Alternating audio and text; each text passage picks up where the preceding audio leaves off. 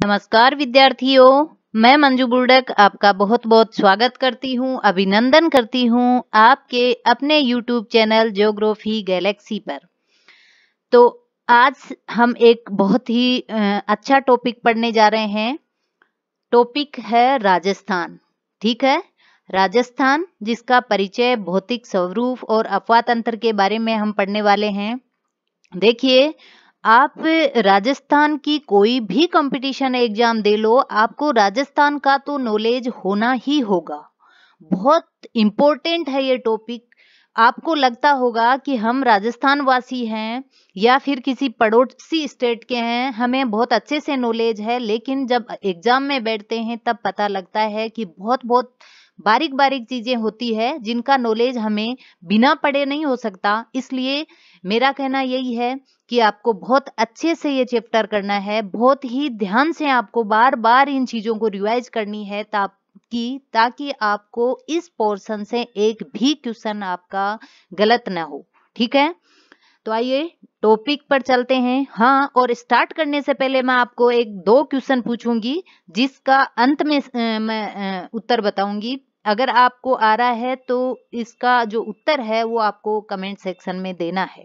ठीक है, क्वेश्चन है राजस्थान दिवस कब मनाया जाता है, नंबर 1।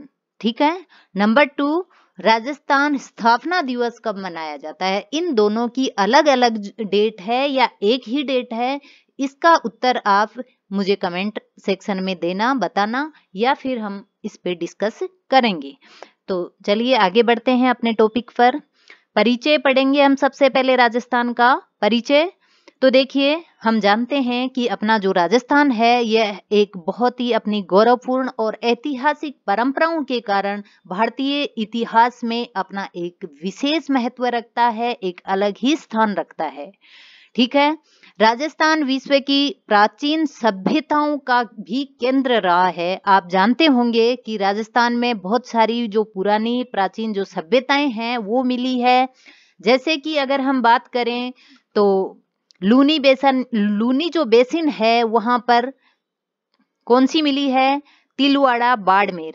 ठीक है, लूनी बेसिन में तिलवाड़ा बाड़मेर मिली है। आहड़ जो कि उदयपुर में मिली है, देखिए आहड़ उदयपुर में है, तिलवाड़ा बाड़मेर में।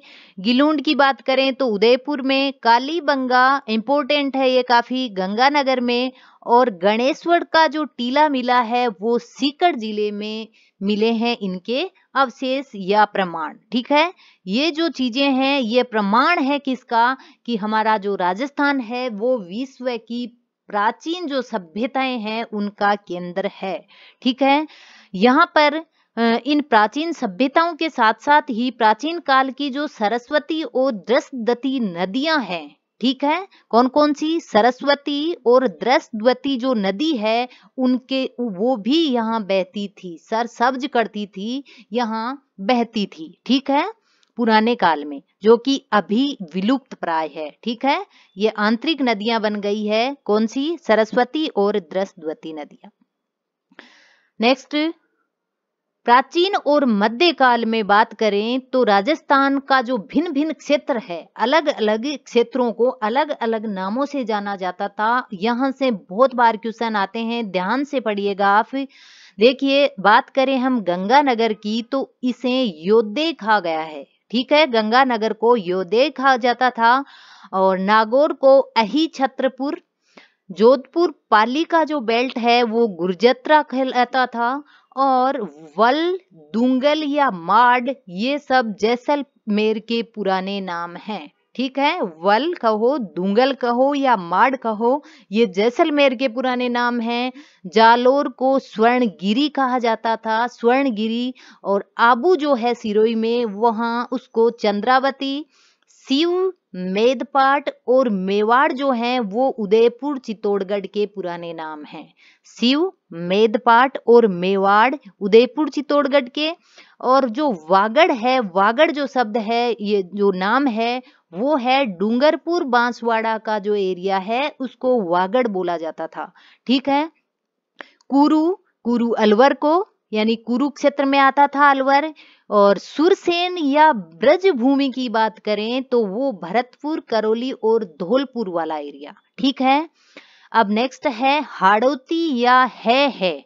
ठीक है, इसमें आधा है और ये है यज्ञ वाला ये, तो है इस शब्द को है बोलते हैं, या फिर हाड़ौती जो बूंदी कोटा वाला एरिया है उसको। और विराट और बैराट कहा जाता था अलवर और जयपुर को। और जांगल प्रदेश बोला जाता था बीकानेर और जोधपुर को। ठीक है, जांगल जैसलमेर को मत याद रख लेना, जांगल बोला जाता था बीकानेर और जोधपुर को। साथ ही साकम्बरी सांबर को कहा जाता था, तो ढूंढाड़ जयपुर और टोंक का जो क्षेत्र है उसको कहा जाता था। याद रखना, इस बुक में से यहाँ से आपको क्वेश्चन एग्जाम में मिलेगा। ठीक है, बात करें हम 11वीं से 8वीं शताब्दी की, तो देखिए राजस्थान में बहुत सारे राजवंशों का उत्थान और पतन हुआ था। 11 से लेकर 18 के बीच में जो शताब्दी थी, उन शताब्दियों में बहुत सारे राजवंश उत्थित हुए थे और उनका काफी जो राजवंश है उनका पतन भी हुआ था। ब्रिटिश काल की बात करें तो ब्रिटिश काल में राजस्थान यानी जो राजपुताना के नाम से जाना जाता था, जो अपना राजस्थान आज जो है वो पहले राजपुताना के रूप में जाना जाता था। कब? ब्रिटिश काल में। ठीक है, यहाँ पर बहुत सारी रियासतें थी, जैसे कि जयपुर, आमेर, मारवाड़, मेवाड़, कोटा, बूंदी, भरतपुर जैसी रियासतें यहाँ पर थी। ये मुख्य रियासतें हैं। आजादी के बाद वर्तमान में यानी आज जो राजपूताना राजस्थान बना है वो आजादी के समय कैसा था? देखिए, आजादी के समय राजपूताना में 19 रियासतें थी, 3 चीफ थे और एक अजय मेरवाड़ा केंद्र शासित प्रदेश था। ठीक है, 19 रियासतें, 3 चीफ और एक था केंद्र शासित प्रदेश जो कि अजमेर मेरवाड़ा था। ये सब थे आजादी के समय। फिर इन्हीं को परिवर्तित कर आज का जो राजस्थान है हमारे सामने वो बना है। राजस्थान का एकीकरण कई चरणों में हुआ है, वो चरण हम देखेंगे अभी एक सारणी में, क्योंकि वहां से तो क्वेश्चन फिक्स हैं, वहां से तो आते ही हैं 2 क्वेश्चन हर एग्जाम में, तो वो तो बहुत अच्छे से तैयार करनी है अपन को। तो राजस्थान का जो एकीकरण काफी चरणों में हुआ था। और बात करें हम वर्तमान जो राजस्थान है उसकी प्रशासनिक दृष्टि से, तो देखिए 7 संभाग हैं और 33 जिले हैं। ठीक है, 7 यहाँ संभाग हैं और 33 जिले हैं। अगर हम बात करें तहसीलों की, तो इस बुक में थोड़ा पहले का है डाटा। आप जो तहसीलों की अगर बात करो यानी पंचायत समितियों की बात करो, तो वो 295 से आप अब अपडेट कर लेना डाटा। अब हैं वर्तमान में 352 पंचायत समितियां। ठीक है, कितनी? 352 पंचायत समितियां हैं। और बात करें हम ग्राम पंचायतों की, तो ग्राम पंचायतें हैं 11,341। ठीक है, याद रखना कितनी है? 11,341 ग्राम पंचायत है। ये हो गई ग्राम पंचायत।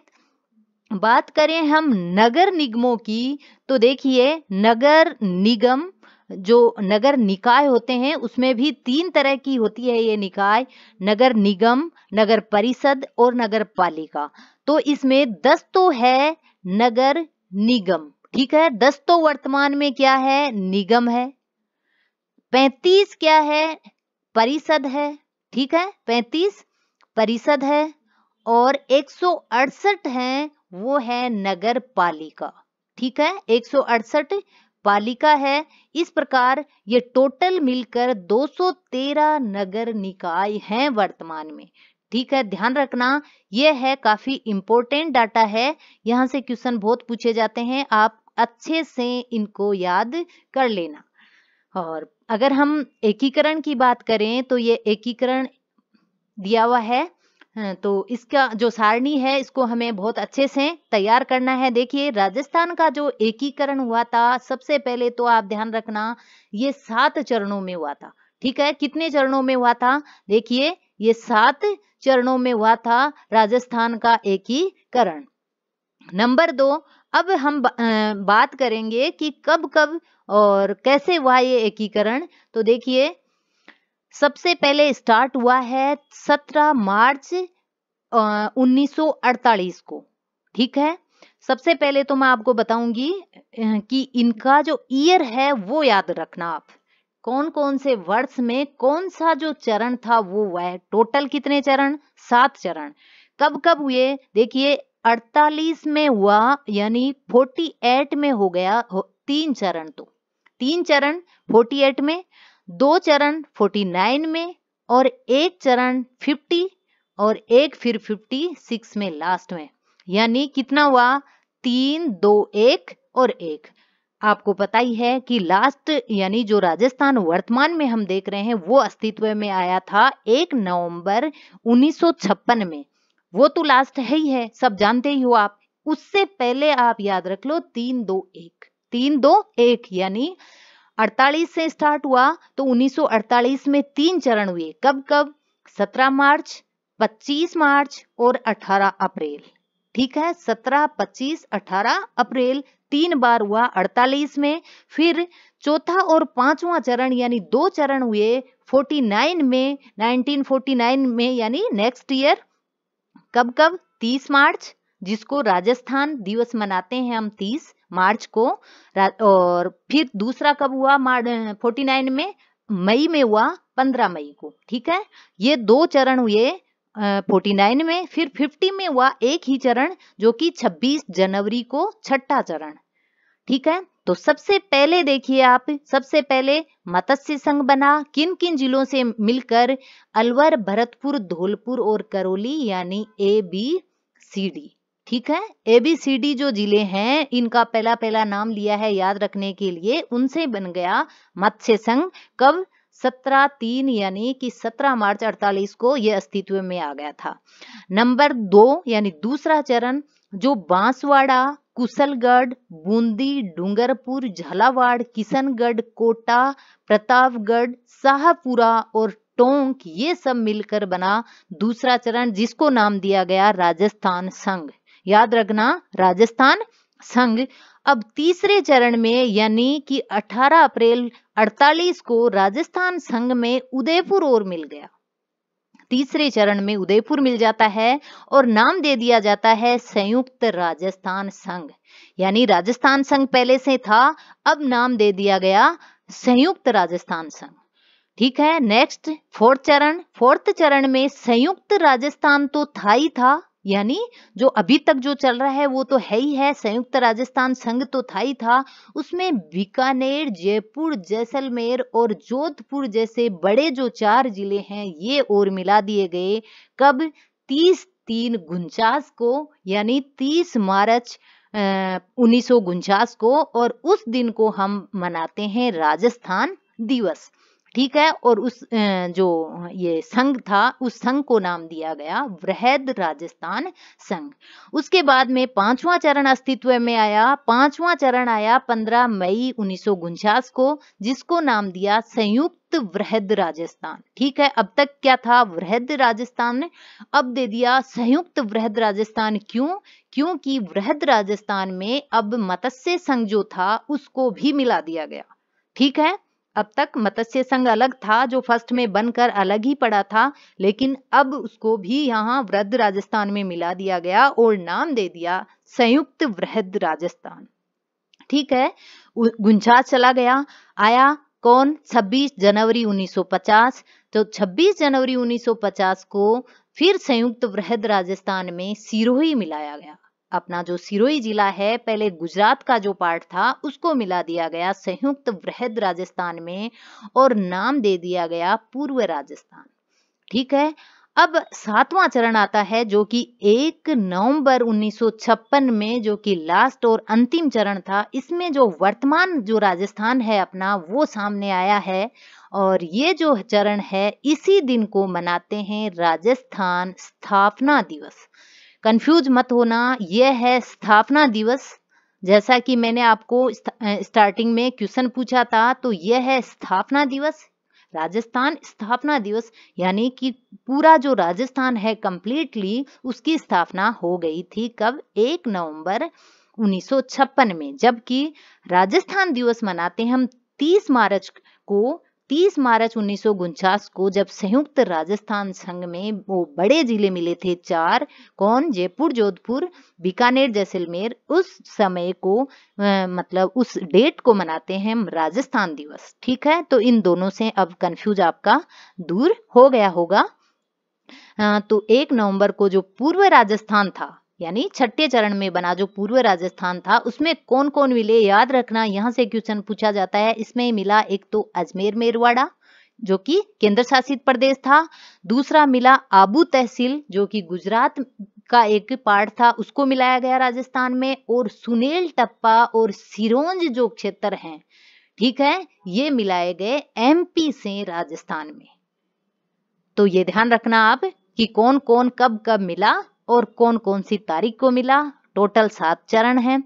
मैं सोच रही हूँ यानी मैं यही समझ रही हूँ कि आपको बहुत अच्छे से समझ आ रहा होगा, और अगर कोई प्रॉब्लम भी रहती है आपको फिर भी, तो आप फिर से मुझे कमेंट कीजिएगा और पूछिएगा, और कोशिश करूंगी मैं आपको अच्छे से समझाने की।